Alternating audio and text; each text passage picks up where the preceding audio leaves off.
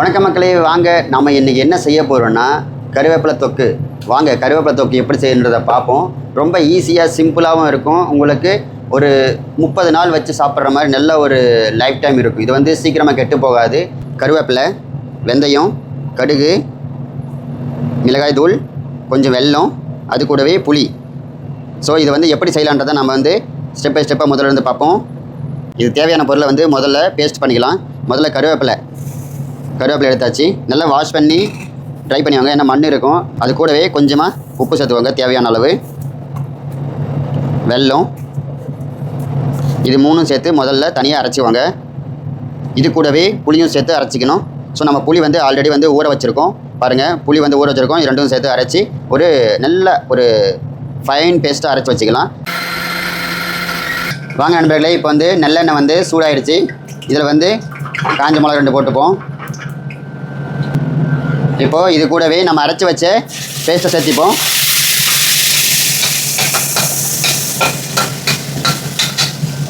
Oil slow பண்ணிடலாம். பாருங்கள், 400 ml நல்லெண்ணெயோட 150 gram வந்து கருவேப்பிலையும், 50 கிராம் வந்து வெல்லமும், ஒரு 10 கிராம் உப்பும், ஒரு 1/4 கிலோ புளியும் சேர்த்து நம்ம பேஸ்ட் அரைச்சி வச்சுருந்தோம். அதை வந்து நம்ம மிக்ஸ் பண்ணிட்டோம். இப்போ மெதுவாக இதை குக் பண்ண ஆரம்பிப்போம். ரொம்ப ஸ்பீடாக குக் பண்ண தேவையில்லை,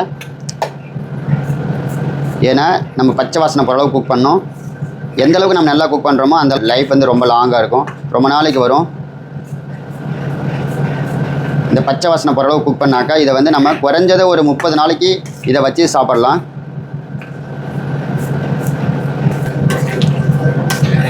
நண்பர்களே, நம்ம கருவேப்பிலை சாப்பிட்றதுனால என்னென்ன பயன் பார்த்தீங்களான்னா, நல்ல கண் பார்வை நல்லா வருங்க. அதோடவே நம்ம உடம்புல இருக்கிற கொழுப்புகள் நல்லா கரையும். முடி நல்லா வளர்கிறதுக்கு தூதுவாக இருக்குது. இது வந்து நம்ம ஊர்லலாம் பார்த்தோன்னு வச்சுக்கேன், இதை வந்து நம்ம முடி வளர்கிறதுக்கு அரைச்சி தலைக்கு தேய்ப்பாங்க. இதை வந்து உள்ளுக்கு ஜூஸாகவும் எடுத்துப்பாங்க. இது கூட சேர்த்து வெந்தயம் இதுவும் சேர்த்து நல்லா காலையில் நைட்டு ஊற வச்சுட்டு காலையில் எடுத்து குடிப்பாங்க. ஸோ அந்த மாதிரி நிறைய மருத்துவ குணங்கள் வந்து இந்த கருவேப்பிலை இருக்குங்க. இந்த ரத்த சோகை இருக்குங்க இல்லையா, ரத்த சோகை இருக்கிறவங்களுக்கும் இதுக்கு வந்து ஒரு நல்ல மருந்து இது. அது கூடவே இந்த சர்க்கரை அளவை வந்து கட்டுப்படுத்துறதுக்கு தேவையான ஒரு மருந்தாகவும் இது இருக்கும். இது அந்த அளவுக்கு இது வந்து ஒரு பயனுள்ள ஒரு மூலிகைன்னு சொல்லலாம் நம்ம கருவேப்பிலையை. அதனால தான் நம்ம அன்றாடம் வந்து நம்ம கருவேப்பிலை நம்ம வந்து எல்லா உணவும் சேர்த்துக்கிறோம். இப்போ பார்த்திங்கன்னா நம்ம வீட்டில் நம்ம பிள்ளைங்களோ இல்லை வந்து வீட்டில் இருக்கிறவங்க வந்து என்ன பண்ணுவாங்கன்னா, கருவேப்பிலை வந்து ஏதாவது சாம்பார்லையோ ரசத்துலையோ போடும்போது அதை எடுத்து பக்கம் வச்சுருவாங்க. பட் நம்ம இந்த மாதிரி தொக்கு மாதிரி செஞ்சு கொடுக்கும்போது அது வந்து அவங்க ஒதுக்கி வைக்க முடியாது, அழகாக சாப்பிடுவாங்க. அதே மாதிரி சாப்பிட்றதுக்கும் நல்லா இருக்கும். இந்த டேஸ்ட்டாக புளிப்பு, சுவை, கொஞ்சம் துவர்ப்பு, இந்த மாதிரி காரம் இதெல்லாம் சேர்ந்து ஒரு நல்ல ஒரு அருமையாக இருக்கும். இது ஒரு தொக்கு வீட்டில் செஞ்சு பாருங்கள். செய்யும் போது செஞ்சு சாப்பிட்டு பார்த்தீங்கன்னா செய்யேன், இது அடிக்கடி செய்ய ஆரம்பிப்பீங்க. அந்தளவுக்கு ஒரு அருமையான ஒரு தொக்கு, கருவேப்பிலை தொக்கு. நண்பர்களே, நம்ம இதில் வந்து கொஞ்சம் தண்ணி சேர்த்துக்கலாம். ஏன்னா தண்ணி சேர்த்து கொதிக்க வச்சா நல்லா வந்து அந்த புளியும் கருவேப்பிலை நல்லா வந்து குக் ஆகிடும். நல்லா பச்சை வாசனை போகிற அளவுக்கு நல்லா வெந்துடும். ஸோ அதனால் லைட்டாக தண்ணி சேர்த்துப்போம். தண்ணி அதிகமாக சேர்த்தாக்கா உங்களுக்கு கொஞ்சம் அதிக நேரமாக வந்து குக் பண்ண வேண்டியதாக இருக்கும். ஸோ வந்து ரொம்ப அதிகமாக சேர்க்காமல் கொஞ்சம் மீடியமாக சேர்த்துவாங்க. இல்லை நீங்கள் வந்து கருவேப்பிலை அரைக்கும் போது இந்த தோசை பெற்ற பதத்துக்கு வந்து நீங்கள் அரைச்சிவாங்க. அது கொஞ்சம் உங்களுக்கு கரெக்டாக இருக்கும். ஒரே மட்டும் அரைச்சி தண்ணியோடு அப்படி அரைச்சி இது நீங்கள் ஊற்றிக்கலாம். நண்பர்களே, நம்ம கருவேப்பிலை சாப்பிட்றதுனால என்னென்ன பயன் பார்த்தீங்களான்னா, நல்ல கண் பார்வை நல்லா வருங்க. அதோடவே நம்ம உடம்புல இருக்கிற கொழுப்புகள் நல்லா கரையும். முடி நல்லா வளர்கிறதுக்கு தூதுவாக இருக்குது. இது வந்து நம்ம ஊர்லலாம் பார்த்தோன்னு வச்சுக்கேன், இதை வந்து நம்ம முடி வளர்கிறதுக்கு அரைச்சி தலைக்கு தேய்ப்பாங்க. இதை வந்து உள்ளுக்கு ஜூஸாகவும் எடுத்துப்பாங்க. இது கூட சேர்த்து வெந்தயம் இதுவும் சேர்த்து நல்லா காலையில் நைட்டு ஊற வச்சுட்டு காலையில் எடுத்து குடிப்பாங்க. ஸோ அந்த மாதிரி நிறைய மருத்துவ குணங்கள் வந்து இந்த கருவேப்பிலை இருக்குங்க. இந்த ரத்த சோகை இருக்குங்க இல்லையா, ரத்த சோகை இருக்கிறவங்களுக்கும் இதுக்கு வந்து ஒரு நல்ல மருந்து இது. அது கூடவே இந்த சர்க்கரை அளவை வந்து கட்டுப்படுத்துறதுக்கு தேவையான ஒரு மருந்தாகவும் இது இருக்கும். இது அந்த அளவுக்கு இது வந்து ஒரு பயனுள்ள ஒரு மூலிகைன்னு சொல்லலாம் நம்ம கருவேப்பிலையை. அதனால தான் நம்ம அன்றாடம் வந்து நம்ம கருவேப்பிலை நம்ம வந்து எல்லா உணவும் சேர்த்துக்கிறோம்.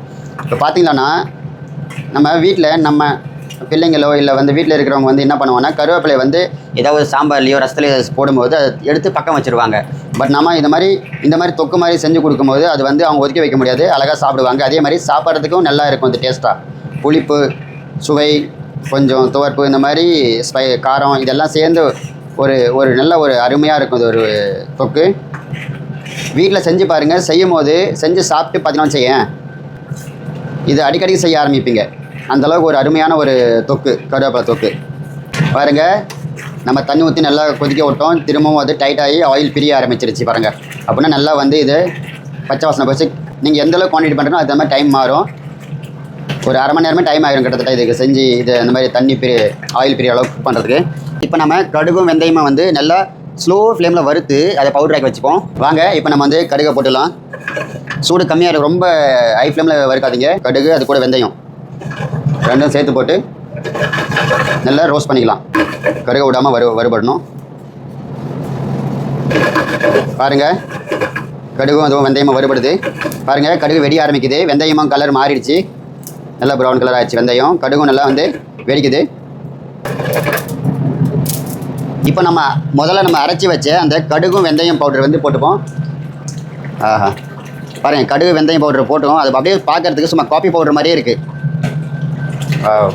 அது கூடவே சில்லி பவுடர். இப்போ வந்து நம்ம வந்து அடுப்பு ஆஃப் பண்ணிடலாம். அவ்வளோதாங்க, சில்லி பவுடர் போட்ட உடனே அடுப்பு ஆஃப் பண்ணிவிடுங்க. ஏன்னா அந்த சில்லி பவுடர் வந்து அந்த ஆயிலே வந்து அந்த இருக்கிற சூட்லேயே வந்து அதோட பச்சை வாசனை போயிடும். ஸோ அது வந்து கொதிக்க விடணும் அவசியம் கிடையாது. பாருங்கள், ஆயில் பிரிஞ்சு அப்படியே சும்மா நம்ம கொஞ்சம் ஆயில் கூட விட்டுருக்கோம். ஏன்னாக்கா இது வந்து ஆயில் நல்லா இருந்தாக்கா அப்படியே லைஃப் சீக்கிரமாக கெட்டு போகாமல் இருக்கும், அதனால் விட்டுருக்கோம். பாருங்கள், அப்படியே சும்மா அழகாக ஆயில் பிரிஞ்சு நல்லா குக் ஆகி சும்மா செம்மையாக வந்திருக்கு. நம்ம வந்து ஒரு பவுலில் மாற்றிப்போம்.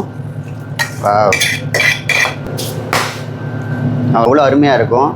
இதே நம்ம வீட்டில் இருக்கிறவங்க கருவேப்பிலை ஒதுக்கி வைப்பாங்க இல்லையா, தனியாக போடும் போது படுக்காவில். ஸோ அந்த டைம் அந்த மாதிரி ஆளுங்களுக்கு இந்த மாதிரி செஞ்சு கொடுங்க, அப்படியே ஒதுக்காமல் சாப்பிடுவாங்க.